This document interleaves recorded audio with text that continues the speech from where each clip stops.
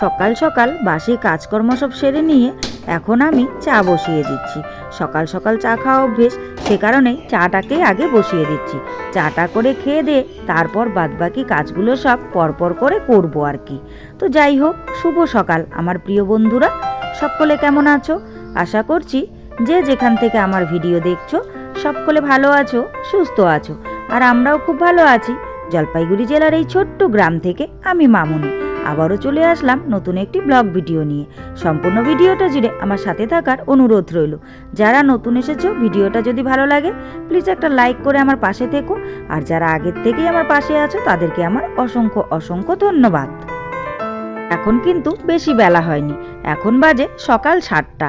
আর আরও একটি সুন্দর সকালে আরও একটি নতুন ভিডিওর সাথে তোমাদের সবাইকে স্বাগত জানিয়ে, তোমাদের সবাইকে সাথে নিয়ে আজকের ব্লগটি শুরু করে দিয়েছি। আমি আশা করছি আজকের ব্লগটিও তোমাদের খুব ভালো লাগবে। তো বন্ধুরা, তোমরা তো দেখতেই পেলে যে বারান্দায় বসে মা আর আমি চা খেয়েছি। আসলে তোমরা আমাদের দুজনকে দেখেছো, বাবুও কিন্তু চা খাচ্ছিল। বাবু ওই দিকটাই ছিল, তাই তোমরা দেখতে পাওনি। তো আমরা যখন চা খাচ্ছিলাম আমার মেয়ে কিন্তু ওখানে ছিল না।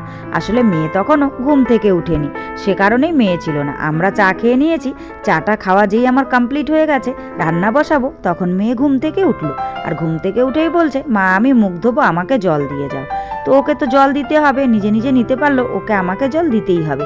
সে কারণেই উঠে এসে ওকে মগে করে জল আর ব্রাশে করে কোলগেট লাগিয়ে দিলাম। ওই একটু রাস্তায় হেঁটে হেঁটে ব্রাশটা করে নিল। ব্রাশটা করে নিয়ে এখন দেখো নিজে নিজে মুখ ধুয়ে নিচ্ছি। আর আমি এই দিকে কয়েকটা লাউ পাতা পারছি।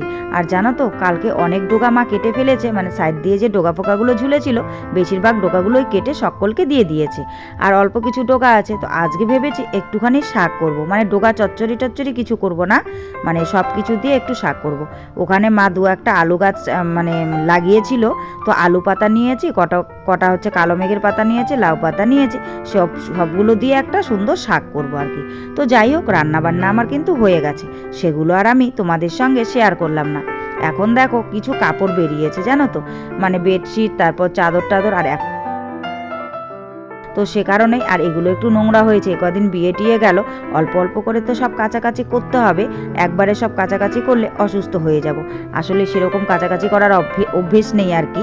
তো মা বলেছে অল্প অল্প করে প্রতিদিন কাচবি, তাহলে আর অতটা পরিশ্রমও হবে না, সব কাজগুলো হয়ে যাবে। তাই কিন্তু আজকেও দেখো এক বালতির মতো মানে কাপড় আর কি আমি ভিজিয়ে রেখেছি। ভিজিয়ে রেখে এবার এই বাসন কটা বেরিয়েছে, তো ভাবলাম এই বাসন কটাকে তো এখন মেজে নিতে হবে।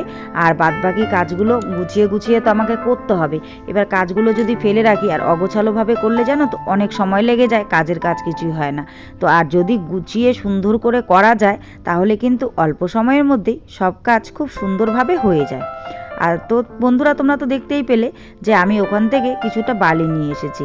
আসলে বাসনগুলো মাজবো, সাবানের সঙ্গে যদি একটু বালি মিশিয়ে নেওয়া যায় তাহলে বাসনগুলো কিন্তু খুব সুন্দর চকচকে ঝকঝকে হয়। সে কারণেই কিন্তু বাসন মাজার সময় আমি সাবানের সঙ্গে একটুখানি মানে বালি মিশিয়ে নিই, তাহলে আমার বাসনগুলো খুব সুন্দর চকচক করে। আর এভাবেই কিন্তু আমি সবসময় বাসনগুলো মাজি আর কি। আর জানি না অনেকে অনেকভাবে মাজে, তো ছাই দিয়ে কিছুদিন মেজেছিলাম, তো ছাই দিয়ে মাজলে দেখি চকচকা হয় ঠিকই, কিন্তু একটা না বাসনের উপর একটা কি বলে ধোয়ার পরেও সাদা সাদা দাগ হয়। তো সে কারণে ছাই দিয়ে বাসন মাজা এখন বাদ দিয়ে দিয়েছি। সাবানটা তো মাস্ট আমার লাগবেই, সাবানের সঙ্গে আগে ছাই মেশাতাম আর কি। তো যাই হোক, বাসন ধোয়া কমপ্লিট করে নিয়েছি। এখন আমি বাসনগুলোকে শুকোতে দিয়ে দেবো, শুকোতে দিয়ে কাপড়গুলোকে কেচে নেব। তো বাসনগুলোকে দেখো আমি কোথায় শুকোতে দিচ্ছি, এই টিনটার উপরে। আর এই টিনটার উপরে পাথর চাপা দেওয়া আছে, দেখতে পাচ্ছ। আসলে কেন পাথর চাপা দেওয়া আছে বলো তো, মানে টিনটা না সমান নয়, মানে একটু একটু উঁচু হয়ে থাকে। আসলে এগুলো অনেক দিনের পুরনো টিন, তো সে কারণে উঁচু হয়ে থাকে। টিনটা সমান হয়ে থাকার জন্য দেখো ওইদিকে একটা ইট, এইদিকে পাথর, ওইদিকে পাথর দিয়ে চাপা দেওয়া আছে, তাহলে টিনটা সুন্দর করে। তবুও দেখো ভালো করে কিন্তু বসেনি, মাঝখানটা একটু উঁচু আছে, কিন্তু কি করা যাবে, সমান তো হবে না। আবার এই পাথরগুলো যদি সরিয়ে দিই একদম উপর দিকে উঠে থাকে জানো তো, বাজে লাগে। সে কারণেই পাথরগুলো দেওয়া আর কি।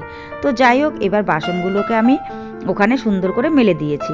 মেলে দিয়ে এরই মাঝখানে কিন্তু কাপড়গুলো সব কেচে নিয়েছি, সেটা তোমাদের সঙ্গে শেয়ার করিনি। কাপড়গুলো কেচে ধুয়ে একদম রাস্তায় মেলে দিয়ে চলে এসেছি। মেলে দিয়ে এসে এবার আমি ঘর মুছতে লেগে গেলাম। তো ঘরগুলোকে আগে সুন্দর করে মুছে নিয়েছি, এবার বারান্দাটাকে মুছে নিচ্ছি। আর কি বলো তো বন্ধুরা, মানে আমার না কোনো ঠিক নেই, কোনো দিন লাঠি দিয়ে মুছি, কোনো দিন বসে বসে ন্যাকড়া দিয়ে মুছি।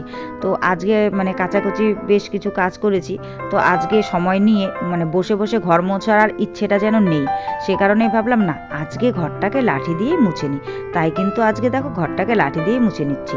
আর হচ্ছে আজকে ঘর মুছেছি, সার্ফ দিয়েছি আর নুন দিয়েছি, আর তার সঙ্গে দিয়েছি হচ্ছে ফিনাইল একটুখানি। প্রতিদিন শুধু ফিনাইল দিয়ে মুছি, আর সার্ফ এই নুনটা আমি মানে যখন আমার মনে হয় ঘরটাকে শুদ্ধ করা দরকার, তো তখন আমি কিন্তু এই সার্ফ আর নুনটা দিয়ে ঘরগুলোকে মুছে নিই আর কি। তো ওই ঘরের দরজার সামনাটাও দেখো মুছে নিচ্ছি। ঘরের ভিতরটাতে আগেই মুছে নিয়েছিলাম, এবার দরজার সামনাটাও আমি ভালো করে মুছে নিলাম। আর জলটাকে ওই সাইডেই ফেলে দেবো।